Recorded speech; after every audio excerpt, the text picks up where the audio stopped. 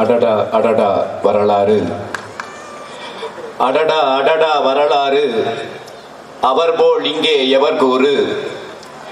அகிலம் நடுங்கும் படை கண்டு, அவர் கொடுக்கும் உயிரின் கொடை கண்டு.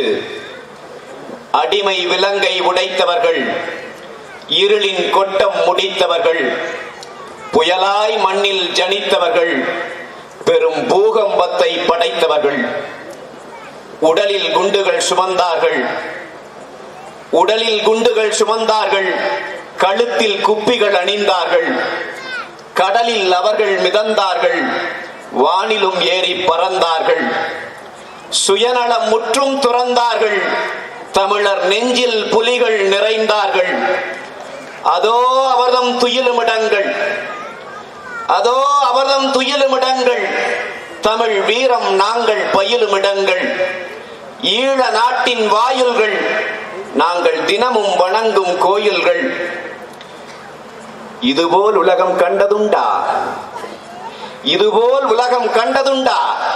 அட இவர் போல் வீரர் பிறந்ததுண்டா? தமிழா இனியும் தயக்கமுண்டா? அடிடா பிளக்கும் இலங்கை ரெண்டா, நீ அடித்தால் பிளக்கும் இலங்கை ரெண்டா. மாவீர பெருந்தகைகளுக்கு என்னுடைய வீர வணக்கத்தை செலுத்துகிறேன். அன்பார்ந்த பெரியோர்களே, இன்றைய தினம் தமிழர் நாட்டில் மாவீரர் நாளை நாம் முன்னெடுக்கிற இதே வேளையில் உலகெங்கும் தமிழர்கள் வாழுகிற அனைத்து நாடுகளிலும், எல்லா கண்டங்களிலும், எல்லா நாடுகளிலும் தமிழன் எங்கெங்கெல்லாம் இருக்கிறானோ அங்கெல்லாம் இந்த மாவீரர் நாள் முன்னெடுக்கப்படுகிறது. புலம்பெயர்ந்து போன நாடுகளில் ஈழத் தமிழர்கள் மாவீரர் நாளை முன்னெடுக்கிறார்கள். அது ஒரு பெரிய செய்தி அல்ல. யாழ் பல்கலைக்கழகத்திலே மாவீரர்கள் நாள் முன்னெடுக்கப்பட்டிருக்கிறது. மாவீரர்களுக்கு வீர வணக்கம் செலுத்தப்பட்டிருக்கிறது.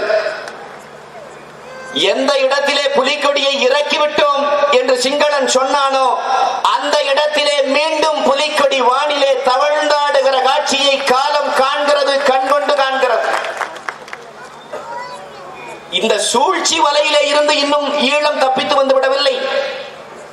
கடந்த வாரம் இத்தனை நாள் போராடுகிறோம், இத்தனை பேசுகிறோம். நாம் உலக அரங்கில் நாம் தமிழர் இன்றைக்கு முத்திரை பதித்துக் கொண்டிருக்கிறது, போராடி கொண்டிருக்கிறோம். ஆனால் கடந்த வாரம் ரணில் விக்ரமசிங்கே இங்கே வந்து சந்திக்கிறான் இந்தியாவின் பிரதம மந்திரியை. பேசி முடித்துவிட்டு போகிற போது அங்கே போய் அறிக்கை கொடுக்கிறான். என்ன பேசினீர்கள் நரேந்திர மோடியோடு? கல்வியிலே 2 பேரும் ஒப்பந்தம் போட்டுக்கிட்டோம். இலங்கை நாட்டினுடைய கல்வி டிஜிட்டலைஸ் பண்றதுக்கு இந்தியா உதவும் என்று மோடி சொன்னார் என்று சொல்லுகிறார். இலங்கையிலே இருக்கிற கல்வி திட்டத்தை டிஜிட்டல் மயப்படுத்துவதற்கு இந்தியா உதவுவதாக மோடி சொன்னாராம். 1 மாதத்துக்கு முன்புதான் நிதி ஆயோக் என்கிற அமைப்பு, திங்க் டேங்கர்ஸ் வச்சிருக்கான் இல்லைங்களா, அந்த நிதி ஆயோக் என்கிற அமைப்பு ஒரு அறிக்கை கொடுத்தான். அவன் சொல்லுகிறான், இந்தியாவின் தலைநகரான டெல்லியிலே இருக்கிற அரசு பள்ளிகளில் தரமான வகுப்பறைகள் இல்லை, கூரைகள் இல்லை, ஆசிரியர்கள் இல்லை, பாடம் எடுக்கப்படுவது இல்லை. இவரு இலங்கையை டிஜிட்டலைஸ் பண்றாரு. எவ்வளவு கேலிக்கூத்தான விஷயம் என்றால், பேசியது அதுவல்ல, பேசப்பட்டது அதுவல்ல. மாறாக நடந்திருக்கிற இனப்படுகொலையிலே இருந்து, அந்த குற்றச்சாட்டிலே இருந்து தப்பித்துக் கொள்வதற்காக சிங்களன் இன்றைக்கும் கால் பிடித்து திரிகிறான். அதற்கு இந்த மோடி வகையராக்கள் துணை போகிறார்கள் என்பதுதான் உண்மை. அதுதான் இப்பொழுதும் இந்த பேச்சுவார்த்தையிலும் நடந்திருக்கிறது. ஆனால் தமிழர்கள் இதிலே பின்வாங்க வேண்டிய அவசியம் இல்லை. உண்மையில் தமிழர்கள் நிறைந்த நெடிய போராட்டத்தை நாம் முன்னெடுக்க வேண்டிய காலகட்டத்திலே வாழ்ந்து கொண்டிருக்கிறோம். மிக நீண்ட போராட்டம். 3000 ஆண்டுகள் போராடி, 3000 ஆண்டுகள் தங்களுடைய வாழ்வு முழுவதும் ஒரே லட்சிய கனவை தூக்கி சுமந்துதான் யூதர்கள் தமக்கென்று ஒரு நாடு சமைத்தார்கள். 100 ஆண்டுகள் கழித்த பிறகுதான் 1915 நடந்த ஆர்மீனிய இனப்படுகொலை 100 ஆண்டுகளுக்கு பிறகுதான் இனப்படுகொலையாக ஏற்றுக்கொள்ளப்பட்டிருக்கிறது. எனவே உலகம் எவ்வளவு காலத்தையும் எடுத்துக்கொள்ளும். அது வரைக்கும் நின்று போராடுகிற ஆற்றல், ஸ்ட்ரென்த்தை விட ஸ்டாமினா முக்கியம் அப்படிங்கிறத நம்ம புரிஞ்சுக்க வேண்டியவான காலகட்டம் இந்த காலகட்டம். தமிழர்களுக்கு அதுதான் இப்பொழுது விதிக்கப்பட்டிருக்கிறது. நாம் நிலைத்தன்மையோடு நின்று போராட வேண்டிய காலகட்டத்தில் இருக்கிறோம். அந்த போராட்டங்களை வலிமையாக முன்னெடுக்க வேண்டும். தமிழகம் இதுவரை கண்டிராத பெருமாவீரர்களை நாம் பெற்றோம். இதே வங்க கடலிலே காற்றோடு காற்றாய் கரைந்து போய்விட்ட அண்ணன் கிட்டு இதே இந்தியாவால் கொலை செய்யப்பட்டார். நான் வரிகட்டி வாழுகிற நாடு கிட்டுவை கொன்றது. உலக சரித்திரம் இதுவரை கண்டிராத அளவில் பல முறை காந்தி உண்ணாவிரதம் இருந்தால் ஒரு முறை கூட அவர் சாகவில்லை. ஆனால் ஒரே முறை உண்ணாவிரதம் இருந்தான். எங்கள் அண்ணன் தெளிவன் வீரச்சாவை தழுவினான். தண்ணீர் இருந்தா உண்ணாவிரத போராட்டம் அவனை கொன்று வைத்தது. நான் வரிகட்டி வாழுகிற என்னுடைய இந்திய நாடு. 360 மீட்டர், 360 அடி நீளம், 51 அடி அகலம், 40 அடி உயரத்துல கடல்ல மிதந்துட்டு இருக்குது கப்பல். ஒரே ஒரு பொண்ணு உடம்புல குண்டை கட்டிட்டு 35 கிலோமீட்டர் நீந்தியே போய் அந்த கப்பலை வெடிக்க வைக்க முடியுங்கிறது விடுதலை புலிகள் செய்து காட்டுகிற அந்த நொடி வரை உலகத்தில் எவனுக்கும் தெரியாது. சாதாரண விஷயங்கள் அல்ல. நடந்த போராட்டங்கள் கற்பனைக்கும் கனவுக்கும் எட்ட முடியாத போராட்டங்கள். கனவுலே கூட, கற்பனையிலே கூட செய்து பார்க்க முடியாது. 3 நாட்கள் 4 நாட்கள் குளத்திற்குள்ளே பப்பாளி மரத்தினுடைய குழாய் இருக்கிறது இல்லையா, அந்த கிளையிலே இருக்கிற குழாய், அதை வாயிலே கடித்துக் கொண்டு அதிலே சுவாசித்துக் கொண்டு 4 நாட்கள் குளத்திற்குள்ளே இருந்து வேவு பார்த்தவனை பற்றி நீங்கள் கேள்விப்பட்டிருக்கிறீர்களா? உலக சரித்திரம் எங்காவது படித்திருக்கிறதா? தமிழீழ விடுதலை புலிகள் தான் செய்து காட்டினார்கள். அவர்களுக்குள்ளே இருந்துதான் அப்படியான மாவீரர்கள் உருவாகி வந்தார்கள். காலந்தோறும் வந்தார்கள். மாவீரர்கள் மட்டுமா வந்து கொண்டிருந்தார்கள்? போராட்ட களத்திலே நின்று நெஞ்சை உயர்த்தி காட்டுகிற வீரர்கள் மட்டுமா பிறந்தார்கள்? விஞ்ஞானிகள் பிறந்தார்கள். மேதகுவே பிரபாகரன் அவர்கள் பேட்டி கொடுக்கிறார் உலக ஊடகங்களுக்கு என்கிற செய்தி தெரிந்து உலக நாட்டினுடைய பத்திரிகையாளர்கள் எல்லாம் ஒன்றாய் திரண்டார்கள். திரண்டு அவர்கள் இருந்தபோது அவர்களை அமர வைத்திருந்த இடம் ஒரு ஆஸ்பெட்டாஸ் கூரை. அந்த ஆஸ்பெட்டாஸ் கூரைக்கு கீழே அமர்ந்திருந்த அந்த பத்திரிகையாளர்களில் ஒருவர் கேள்வி கேட்கிறார். ஆஸ்பெட்டாஸ் கூரையில எங்க ஊர்ல உட்கார்ந்தோம்னா வேகம், இங்க என்ன குளிரா இருக்குதுன்னு கேட்கிறார். குழுன்னு இருக்குதே, எப்படி இது இப்படி இருக்குதுன்னு கேட்கிறார். அதற்கு இவர்கள் சொல்லுகிறார்கள், பதில் சொல்லுகிறார்கள். தமிழீழ விடுதலை புலிகள் இயக்கத்தை சேர்ந்தவர்கள் பதில் சொல்லுகிறார்கள், இது கூட தென்னை மரம் பனை மரத்தினுடைய அந்த துகள்களை கரைச்சு அடிச்சு ஆஸ்பெட்டாஸ் ஷீட் செஞ்சிருக்கிறோம். இது எங்களுடைய ஓன் ப்ராடக்ட்.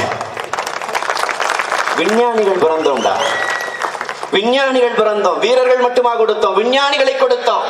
இன்றைக்கு நாம் சொல்லிக் கொடுக்கிறோமே நம்முடைய குழந்தைக்கு, நீட் படிச்சாதான் தகுதியான குழந்தை வரும். இவனுங்கள் பேசுறானுங்க பாருங்க. 1ஆம் வகுப்பிலே வாங்கிய பாட புத்தகத்தை, அந்த வாங்கிய நோட்டு புத்தகம் இருக்கிறது இல்லையா, குறிப்பேடு, பென்சிலிலே எழுதுவார்கள் எங்கள் பிள்ளைகள். 1ஆம் வகுப்பு முடிந்துரும், அந்த விடுமுறையிலே உட்கார்ந்து முழுமையாக அழிப்பார்கள்.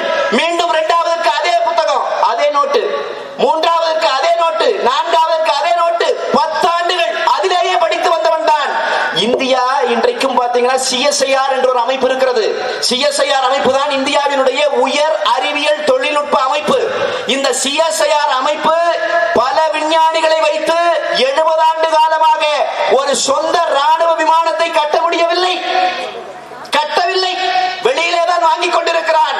ஆனால் அழித்து எழுதிய புத்தகத்தில் படித்து வந்த எங்கள் பிள்ளைகள் தான் வானத்தில் ஏறி சொந்த போர் விமானத்திலே பறந்து சாகசம் செய்து காட்டினார்கள்.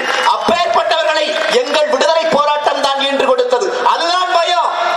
ஏன் தமிழீழம் வளரக்கூடாது? தமிழீழம் என்பது 4 லட்சம் பேர் 5 லட்சம் பேர் இருக்கிற மார்க்கெட் என்று பயப்படல. தமிழீழம் பிறந்தால் அது ஆசியாவிலே இன்னொரு சிங்கப்பூராக, இன்னொரு ஜப்பானாக உயர்ந்து நிற்கும். அது வல்லாதிக்க நாடுகளினுடைய குரல் வளையை நெரிக்கும் என்பதை உணர்ந்த காரணத்தால் மறுக்கிறான். எல்லா நாடுகளும் இருப்பான். இங்கே நாம் இந்த போராட்டங்கள் முன்னெடுக்கும் போது அண்ணன் ஜெகதீஷ் அவர்கள் குறிப்பிட்டது சொன்னது போல சுவரொட்டிகளை கிழிப்பான். அவன் பாவம் அதைத்தான் கிழிக்க முடியும். அவன் ரொம்ப காலமா அதைத்தான் கிழிச்சிட்டு இருக்கான். இங்க நமக்கு எதிரிகளே இல்லை. எனக்கு தெரிஞ்சு நாம் அதை ஒரு பெரிய எடுக்க வேண்டியதே இல்லை. இங்க நமக்கு எதிரிகளே இல்லை. உங்களுக்கு நான் ஒண்ணு சொல்லட்டுங்களா? இந்த மாவீரர் நாள் எந்த லெப்டினன்ட் சங்கர் அவர்களினுடைய வீரச்சாவை தழுவிய நாளிலே நாம் நடத்துகிறோமோ, தலைவர் அறிவித்தாரோ நாம் நடத்துகிறோமோ, அந்த சங்கர் தாக்குதலை நெல்லியடியிலே நடத்துவதற்கு முன்னால் ஜெயவர்த்தனே என்ன அறிக்கை விட்டான் தெரியுங்களா? இனிமேல் விடுதலை புலிகளை அடக்குவதற்கு சாரணர் இயக்கத்தை அனுப்பினாலே போதும் என்று அறிக்கை விட்டான். அதற்கு அப்புறம் தான் சங்கரினுடைய அடி. அதன் பிறகுதான் விடுதலை புலி. இங்க சாரணர் இயக்கத்திலேயே 40 ஓட்டு வாங்குறவன் தான் நம்மளை எதிர்க்கிறான். வித்தியாசம் இருக்குல்ல. எனவே இவன் நமக்கு எதிரியே இல்லை. இவனை சும்மா போட்டு நம்ம மாவீரர்களோடு ஒப்பிடக்கூட தகுதியற்றவர்கள் நம்மை எதிர்த்து கொண்டிருக்கிறார்கள். நீங்கள் அவர்களை விட்டுவிடுங்கள். மாவீரர்களினுடைய மூச்சு காற்று நம்மை வழி நடத்தும். தமிழர்கள் தங்களுடைய நெஞ்சில் நாடி நரம்பில் என்றைக்கும் ஈழம் என்கிற தனித்தமிழீழ சோசியலிச குடியரசு என்கிற அந்த கொள்கை நெருப்பை என்றென்றும் எரிய விடுவார்கள். நாம் இன்றைக்கு மாவீர நாளை நடத்துவது எதற்காக? மாவீரர்களை நினைவு கூறுவதற்காக மட்டுமா? இல்லை உறவுகளே, மாவீரர்களை நினைவு கூறுகிறோம். மாவீரர்களை அடுத்த தலைமுறைக்கு அறிமுகப்படுத்துகிறோம். அடுத்த தலைமுறையின் நெஞ்சங்களிலே விதைக்கிறோம். அதையும் தாண்டி நாம் உலக சமுதாயத்திற்கு உரத்து சொல்லுகிறோம் ஒற்றை குரலில். என்ன தெரியுமா? எங்கள் போராட்டம் சிறு பின்னடைவை சந்தித்திருக்கலாம், ஆனால் அந்த போராட்டம் முன்வைத்த கோரிக்கையான தனித்தமிழீழ சோசியலிச குடியரசு என்கிற கோரிக்கை பின்னடைவை சந்திக்கவில்லை. அது தமிழர்களினுடைய நெஞ்சில் இன்றைக்கும் அழுத்தமாக பதிந்து நிற்கிறது. அதற்காக போராடுவதற்கு நாங்கள் உறுதியாக நிற்கிறோம் என்கிற செய்தியை பதிவு செய்கிறோம். அன்பு சொந்தங்களே, ஒரு சிறு கோரிக்கையை வைத்து முடிப்பேன். பல்வேறு துறைகளிலே களமாட வேண்டிய காலகட்டத்திலே இருக்கிறோம். அரசியல் செய்கிறோம், அது ரொம்ப முக்கியம். அரசியலை முன்னெடுத்து போகிறோம். இங்கே இருக்கிற அன்பார்ந்த பெரியவர்கள் தங்கள் பிள்ளைகளை இந்த சிந்தனையை ஊட்டி வளர்க்கணும்.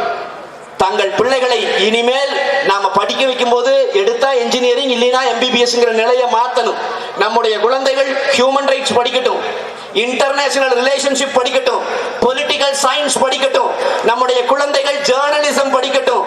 அனைத்து துறைகளுக்குள்ளாகவும் எப்படி விடுதலை புலிகள் அந்த மாபெரும் தலைவன் எங்கள் தலைவன் மேதகுவே பிரபாகரன் அவர்கள் அனைத்து துறைகளுக்குள்ளும் அந்த பிள்ளைகளை கொண்டு போய் நிறுத்தி இந்த போராட்டத்தை அழிவுறா போராட்டமாக கட்டி எழுப்பினாரோ அதை போல நமது பிள்ளைகளுக்கு சொல்லிக் கொடுங்கள். நாம் தமிழர், மாவீரர்களினுடைய வழி வந்தவர்கள் நாம் என்பதை மறக்காமல் சொல்லிக் கொடுங்கள். பல்வேறு துறைகளுக்குள்ளே அவர்களை அனுப்புங்கள். கட்டாயம் ஒரு நாள் தனித்தமிழீழ சோசியலிச குடியரசு பிறக்கும். கட்டாயம் பிறக்கும். நிறைய நம்முடைய உறவுகள் சொல்லி முடித்தார்கள். தனித்தமிழ்நாடு அதை வாழ்த்தும், தனித்தமிழ்நாடு அதை அங்கீகரிக்கும் என்று நான் என்னுடைய ஆவலை சொல்லி முடிக்கிறேன். இந்தியாவினுடைய பிரதம மந்திரியாக அமர்ந்து ஒரு தமிழன் அதை அங்கீகரிக்கிற நாளும் இந்த மண்ணிலே பிறக்கும். நடத்தி காட்டுவோம். மாவீரர்களுக்கு வீர வணக்கம்.